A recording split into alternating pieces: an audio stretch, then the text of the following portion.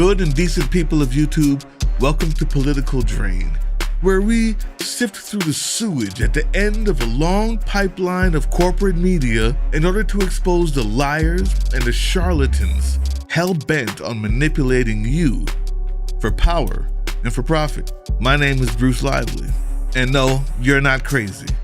The House Ethics Committee has turned in its scathing, unbelievably scathing report on its investigation of George Santos.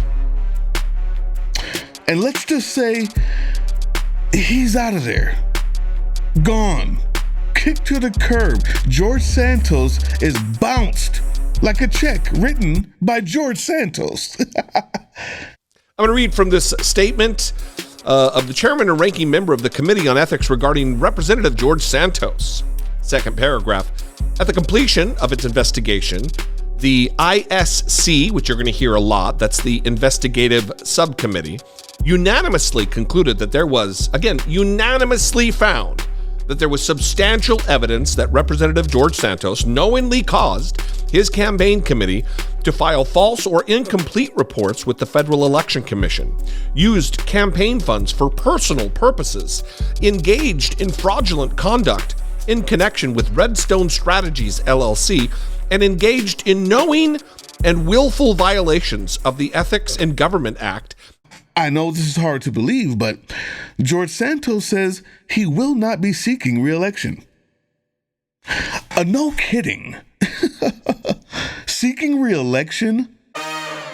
George Santos will most likely at that time be seeking to trade his pound cake for an extra slice of bologna in the cafeteria at Rikers.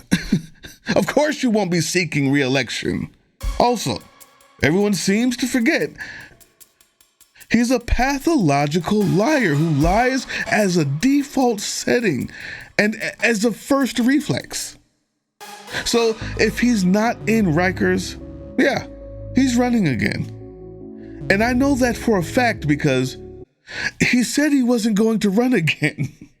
Again, pathological liar, compulsive, he can't help himself. They say that Santos blatantly stole from his campaign, spending campaign funds, according to this report, which we are just going through now, on things like Botox, lavish trips to Atlantic City, on OnlyFans, on designer goods. I mean, really everything under the sun.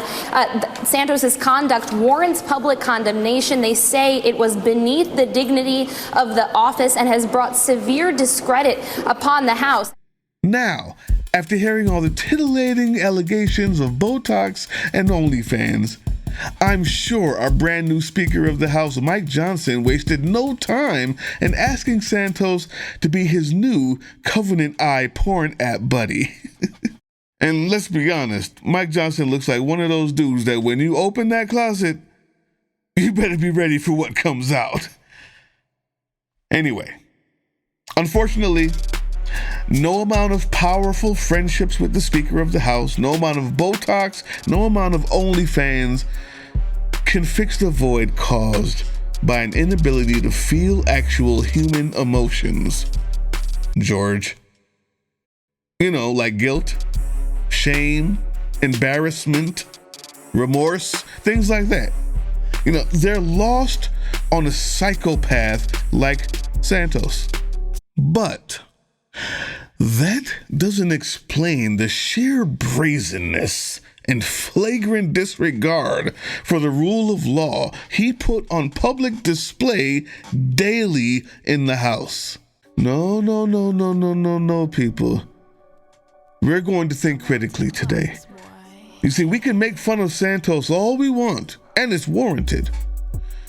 But I think Santos was just doing what he saw being done in New York politics for a long time. American politics, really, but New York, sure.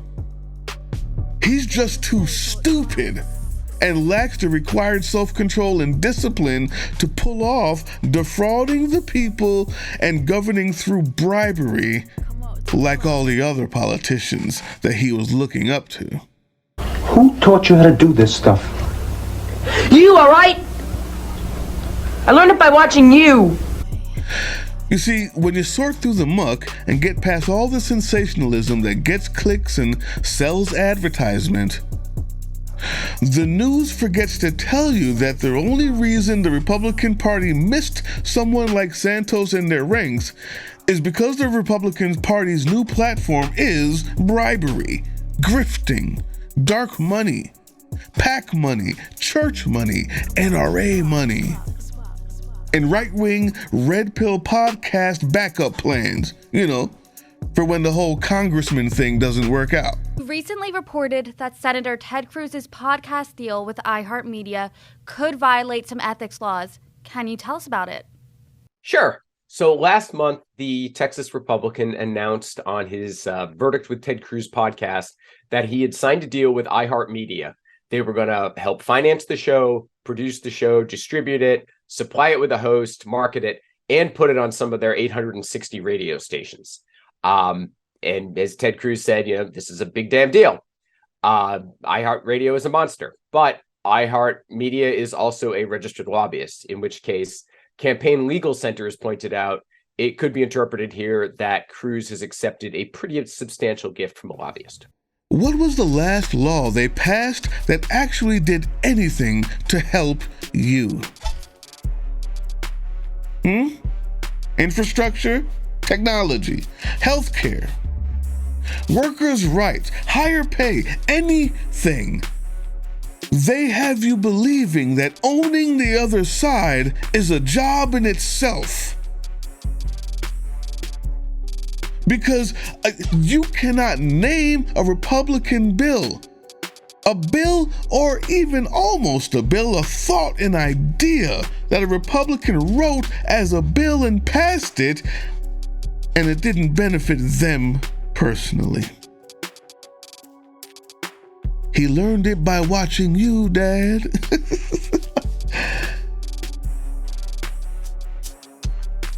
You see, to someone like George Santos, the Republican Party is too much of a temptation for him to pass up.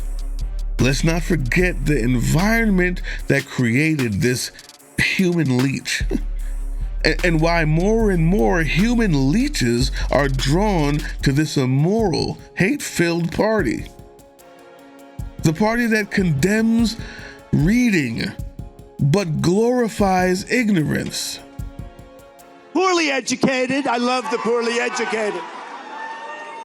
There's a reason why this party, now more than ever, has drawn the degregates of our society who used to just play 3-card Monte, swindle people outside the hotel, or start their own church and get all their money from the poor people, hoping in them that way.